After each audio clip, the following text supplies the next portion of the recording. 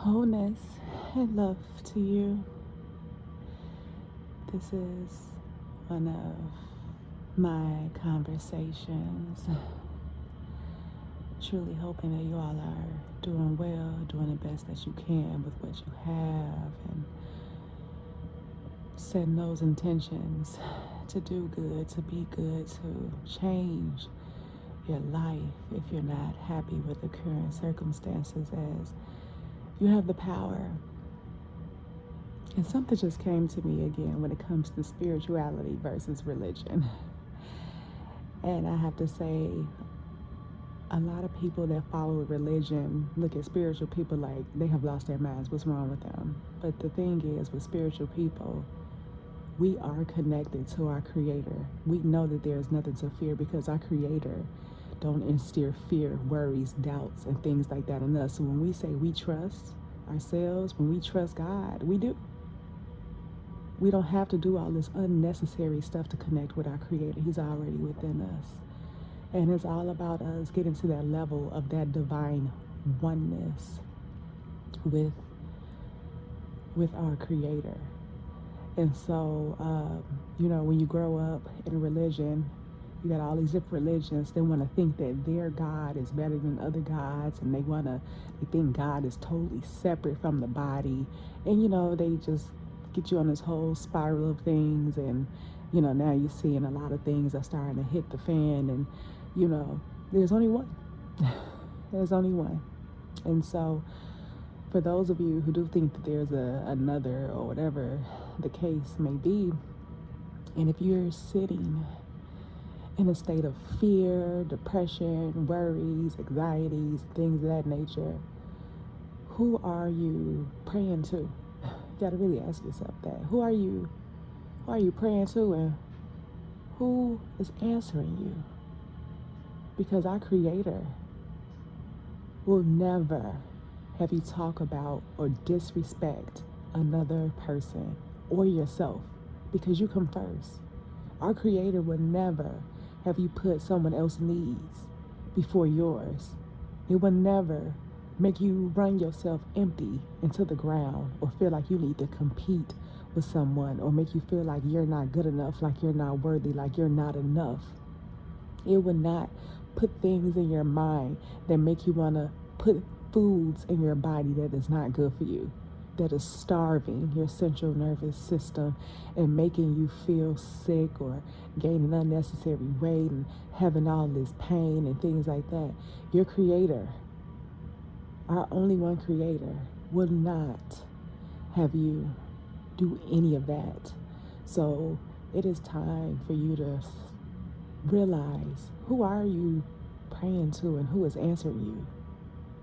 Who are these people that are in your minds projecting things onto you? You need to start really questioning these things so that you can get yourself more grounded and rooted in nature, in natural things, so that you can begin to see.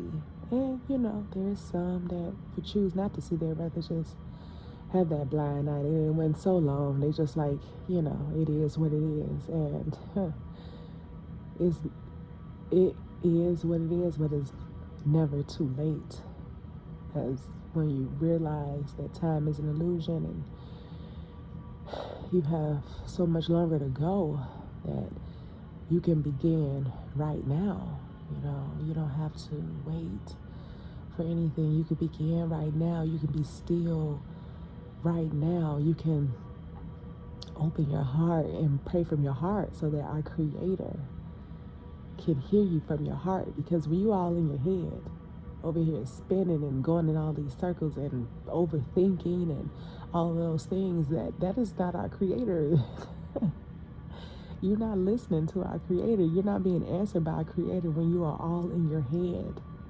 This world has made you lead with your logic, with logic, right? With what you can see. And do you know that with your two eyes, you're not seeing things for what it really is? You have to see with your third eye, which is between your two eyebrows, middle of your forehead, your pineal gland, your third eye. That is your real eye. That is how you're able to see through illusions and see things for what it really is, and to pay attention to those red flags.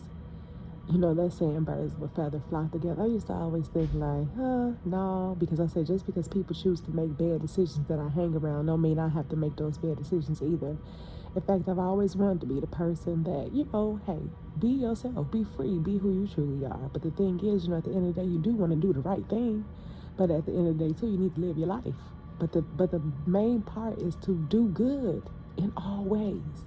If you have to do anything that is making you step outside of yourself, that is not of love and light, then you need to really question yourself. Why am I doing this? Why am I in certain situations? Why am I doing these things? Because you want to find balance and harmony within your life so that you can attract that outside of yourself. Which is why we always say, go within. Everything that you need is already inside you. Your answers, your soul, your intuition, your gut.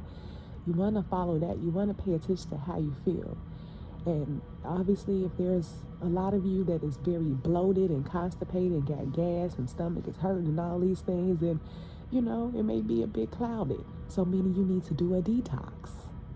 A detox needs to be done so that you can clear your body of all those toxins and parasites so that you can really hear what you're supposed to hear. And to not be afraid, like a lot of people are afraid of what they don't know. But it's more so you have to trust in what you don't know, because that is like where the beauty is. Just knowing that your intuition is your compass. That is what is the passion that you feel in your belly. A lot of people want to do things to suppress the emotions and to suppress the pain, and they don't want to deal with it. But unfortunately, you have to deal with your shadow self. You're going to have to deal with those aspects that you don't like. Because the fact of the matter is, if you are a heavy person that complains and judge about people and talk about people, you're just doing that because you don't like yourself. You don't love yourself. Because when you do love and respect and honor yourself, then you will do that to others. You will. Everybody in this world belongs here. And because of the programming and the manipulation of the inorganic ones, they wanted to keep everybody separated, and coming to the awareness of what has happened to the colored people. I just send so much love. And yes, I am colored as well, but the thing is, I am spiritual, and I don't confine to the whole descriptions of this world, because I am so much bigger than that. So that is not my story. And yet I send so much love and light. And that's why we do this, to tell you can rewrite that story. We're giving you information to let you know how you can defeat whatever that enemy is that tried to keep you stuck and stagnant, that tried to keep you away from being able to read, that broke all of our families apart. Because they know that when we're together, we are a powerhouse. So now you have so many people out here single, independent, and gotta be strong because we were taught like we were better alone. No, we need each other. We need each other. We do. We are stronger together. And it is time for us to stop.